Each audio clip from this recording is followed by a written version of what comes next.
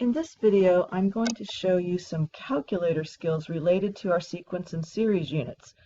As an example, I'm going to use the simple arithmetic sequence 5, 7, 9, 11, 13, and 15. Notice that the basic rule for this is start with 5 and keep adding 2. If you look down at the recursive definition down here, you can see start with 5, take the previous term and add 2.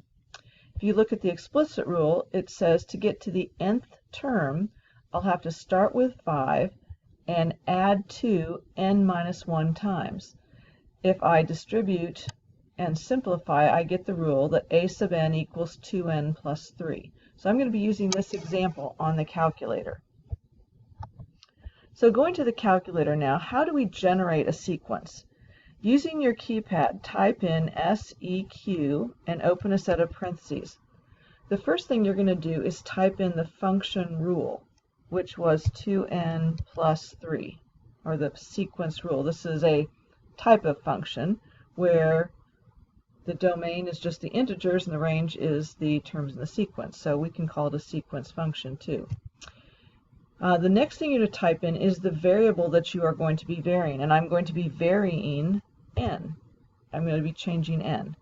And then what values do I want to use for n? Well, I'm going to start with 1, and then let's just say I'll end with 5. So I'm going to be plugging in the numbers 1 through 5 into the sequence, and that generates the first 5 terms of my sequence.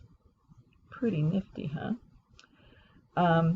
I can add that sequence by just pushing sum and in parentheses, going up and grabbing my sequence and then pushing enter, and it will just add up that sequence.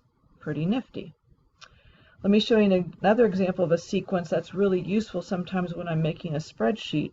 If I type in SEQ and then I just use x, so my function rule is x, basically y equals x.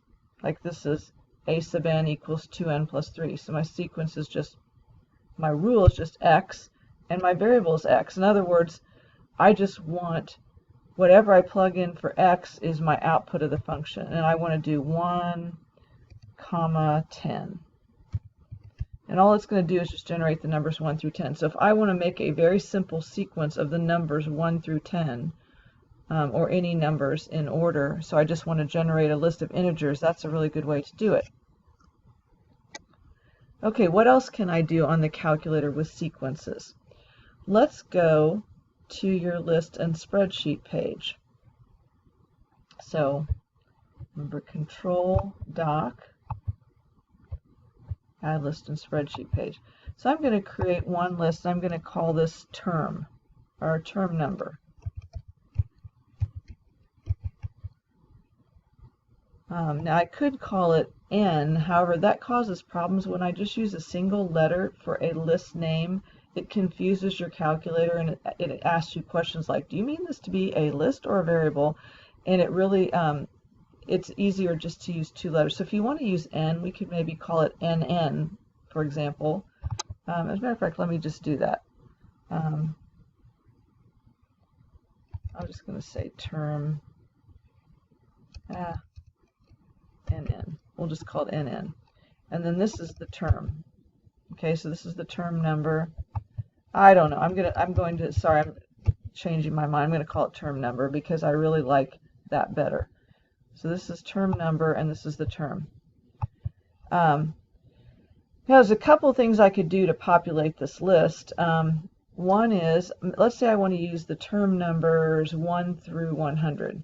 So I'm going to push the equal sign here in this this little cell here is where you type in a formula, and I'm going to type in sequence x, comma 1, comma 100 because I want this to populate the list with the numbers 1 through 100.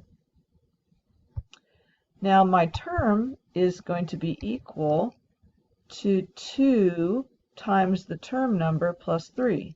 So 2 times, and then if I go to this variable, it has the list of all my whatever term numbers I put in, or term names I have.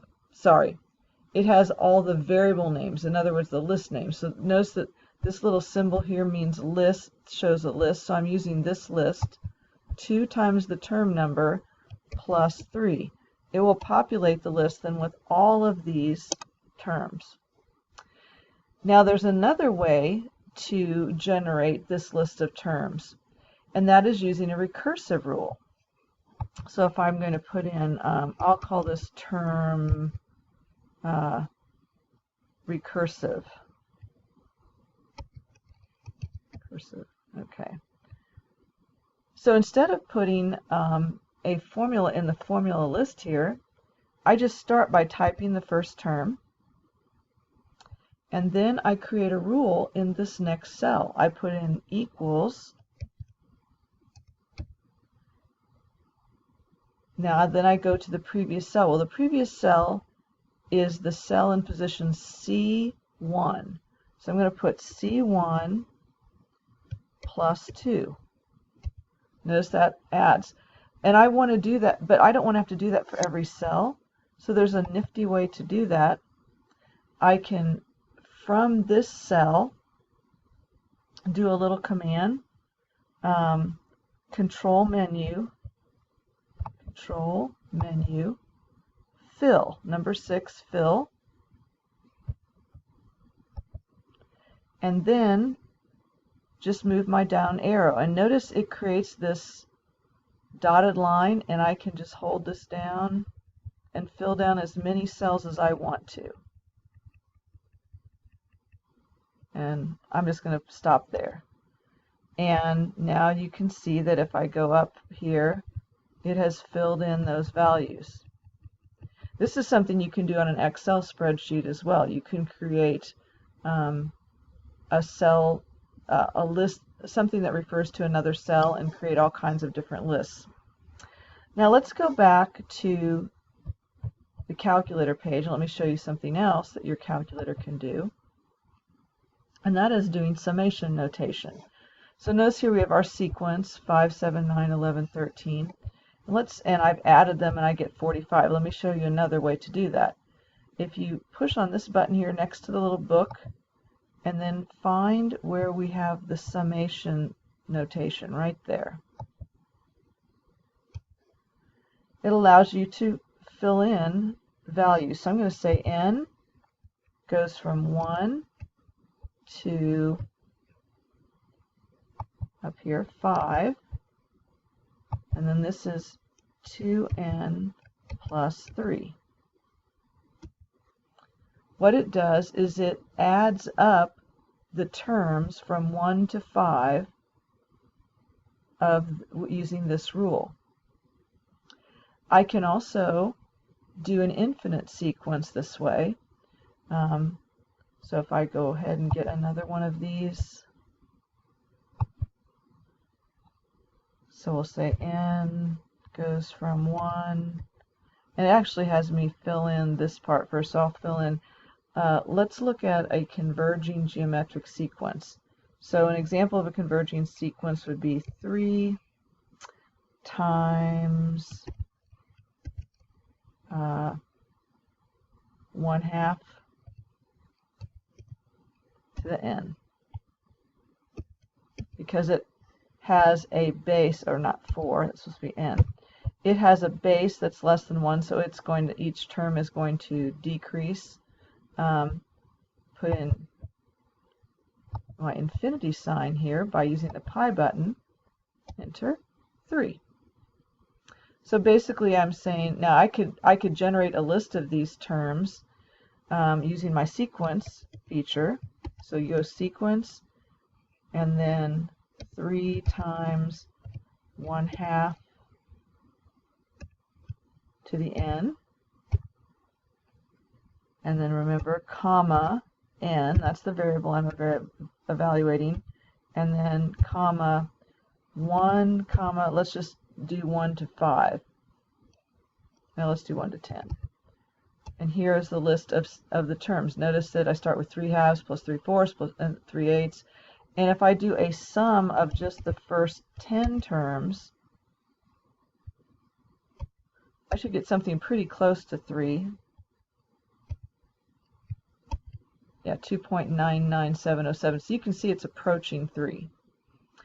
So these are just some tools I want you to have available to use while you're working on some more complicated problems, or maybe just to check your homework. Realize, though, that I am not interested as much in whether or not you can get the right answer on your calculator as I am in the concepts you are learning and your ability to use reasoning, patterns, formulas, and all sorts of strategies to get correct answers. So if the only thing you can do is plug numbers into your calculator and get correct answers, realize you're going to have some questions on your test that will be no calculator, and all questions will require you to show work and explain and reason. So don't become overly dependent on your calculator now that you know these nifty tricks.